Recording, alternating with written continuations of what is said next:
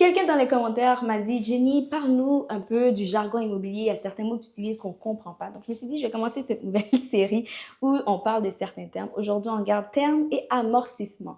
Moi, c'est Jenny, ta courtière hypothécaire pour les 25 prochaines années. Assure-toi de t'abonner.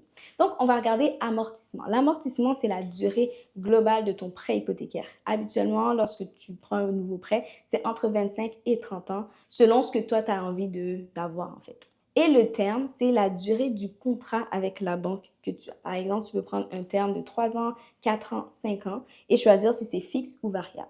On peut aussi prendre 1 an, 2 ans, mais c'est très rare parce que le taux d'intérêt est très élevé. Donc, à chaque terme, la banque va te contacter pour te dire est-ce que tu veux renouveler pour un autre 5 ans? Et l'amortissement, après 5 ans, ça devient 20 ans.